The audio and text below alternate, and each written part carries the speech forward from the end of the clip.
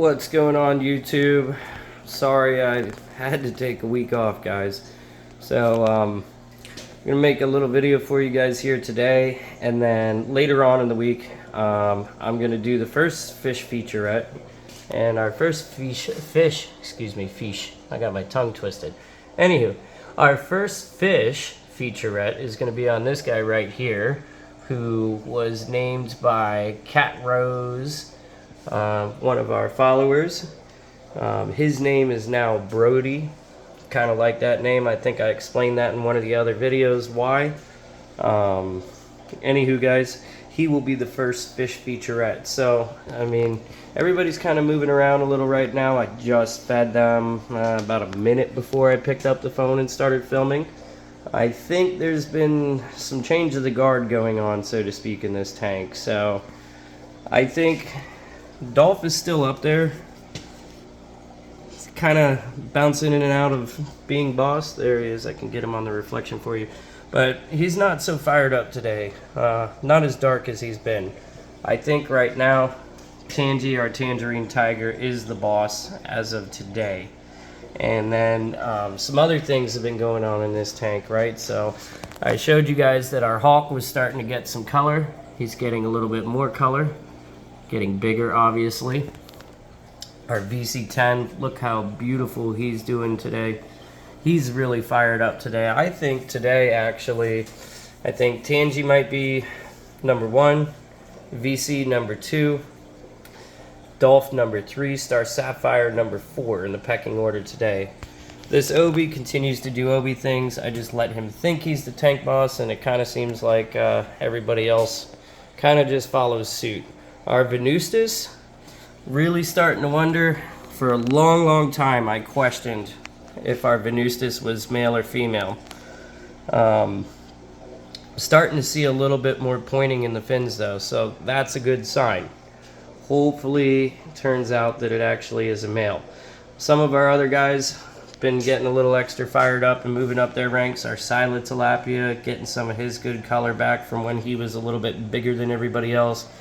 Our beautiful Friary, well, I think he was a little, he kind of turned into Icarus, flew a little too close to the sun. He wanted to be tank boss so bad, but he's just not big enough compared to some of these other fish. So he's kind of been getting picked on a little bit, but you know what? It's nothing too terrible. It's just part of the cichlid world.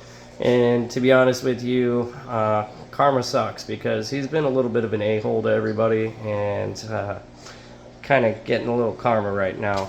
Our Star Sapphire, aforementioned, looking beautiful. Still getting some more chips daily almost, it seems like. Or at least, you know, every week it just seems like he's popping more chips out. I can't wait until he turns into a living disco ball. Our Tetrastigma, getting pretty darkened up. Looks like his color's really starting to stick. So hopefully soon he's going to continue to keep pushing and get fired up.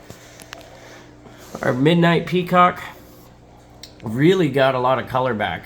Still one of the smaller fish in the tank, but I think he finally decided to be a peacock and be a little bossy. And he's really getting some nice blue.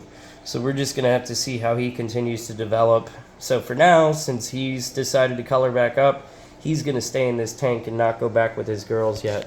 Our Frontosa, living his best life as usual. It kind of just, he's like there in the tank, to be honest with you. Nobody messes with him for anything that I see, and I've never seen him mess with anybody. He's just kind of chill. He's a cool customer. And then the rest of these guys are all doing very well also. This Rostratus, really starting to get hope that it's going to be a male. Fins are starting to get a little more pointed on this guy as well. Again, that's going to be a really large fish one day. Somewhere between maybe 12, even maybe potentially up to 15 inches, depends on the fish. But right now he's right about 5 inches or so, so got a long ways to go. I'm sure some of you have noticed in these videos before this little divot in his side, and maybe you've wondered what that is. Don't worry, I honestly, I don't know. The fish has had it basically since the day I got it. I think that when I got him, he either had it and I didn't notice, or very shortly after I got him, when he was less than half the size that he is now, he might have got himself pinched by a rock or something. I really don't know, but what I'll tell you is doesn't seem to affect him at all. As of course he goes behind the rock while I'm still talking about him. There he is. So doesn't seem to affect him at all, and it's just kind of a little dent in his side. So something unique about that fish, and I'm wondering if it one day when he colors up, if it is that if it's going to go away and be less noticeable, because these Rostratus is going to get like a nice dark black with a lot of iridescent, like almost like different chrome colors of green and blue and, you know, stuff of that nature. So we'll see what happens with him, but I'm going to keep my fingers crossed that that's never going to affect him. It hasn't in the nearly year that I've had the fish, so I don't think that it's going to. I think that our Copa Dichromos here has kind of hit the bottom of the food chain when our Midnight Peacock decided to color up. Our Copa Dichromos really is kind of the smallest fish size-wise in the tank right now. He's not the shortest length fish in the tank per se. I believe the Frontosa takes that title, but Copa, very bottom of the food chain right now. And then there's Vader, our black-orange dorsal lithobaite. I think he's going to start getting a little growth spurt here soon. He's grown a little bit since I've gotten him. Not too noticeable. I don't know, maybe 1/8 of an inch or so, but he's doing well. Everybody in this tank doing really well. Our catfish, our big Cyno Euryptus right here. And then our other Cyno, the Euryptus angelicus hybrid, is in the log. He's a little bit smaller, so he likes to hide. Kind of took over that spot from the Euryptus as he got bigger, and everything just seems to be going as should in this tank. There's one other thing I should mention about this tank right now. You see all these micro bubbles. First of all, a lot of people out there will tell you micro bubbles bad for your fish. Not necessarily. In this case, the answer is no, not bad for the fish. Really all it is I think some oxygen is getting into the filter somewhere. I know that in certain scenarios, micro bubbles can be caused by a breakdown of the nitrogen cycle inside your filtration, and it could potentially release some harmful things, but it doesn't really work like that.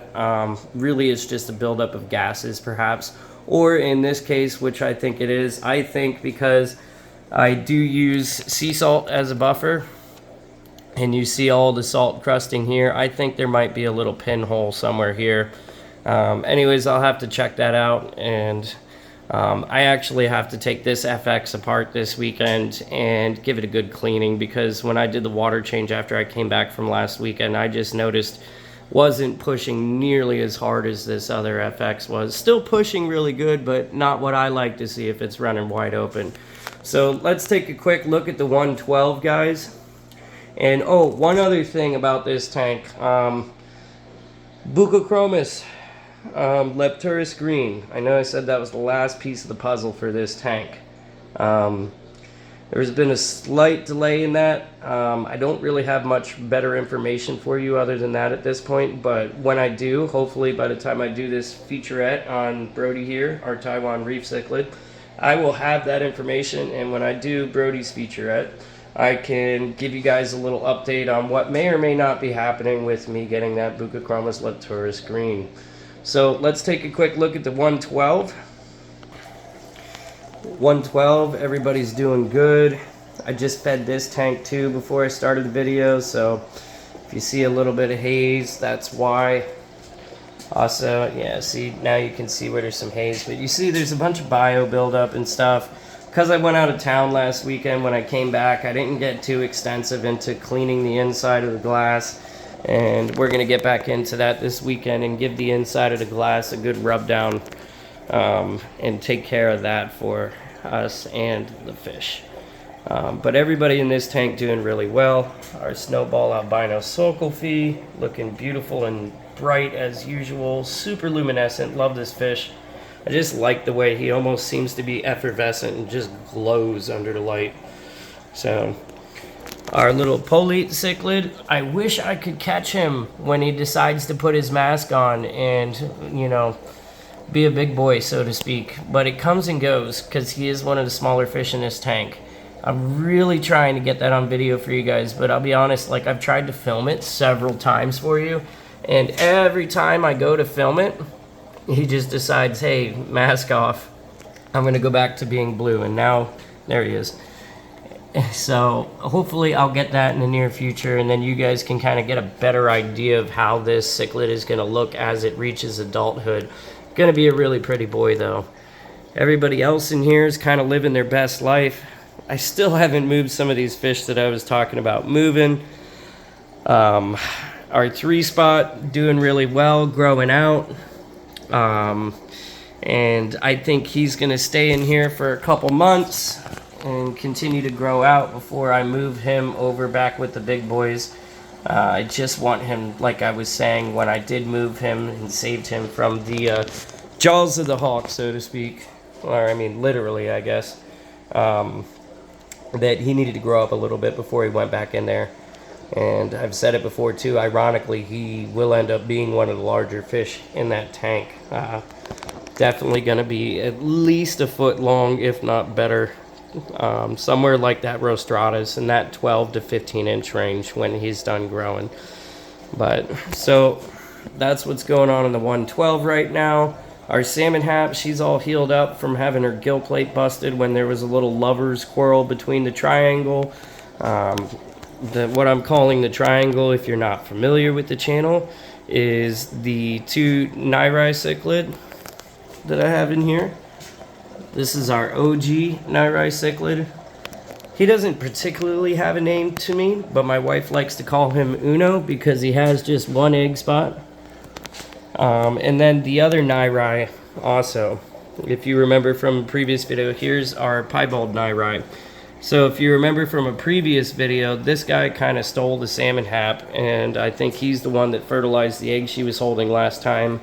And our original Pundamia Nairai didn't like that very much, and I'm pretty sure he's the culprit that busted her gill plate a little bit when he was trying to, I would assume, dislodge the eggs because he wasn't happy that he was not the one that fertilized them.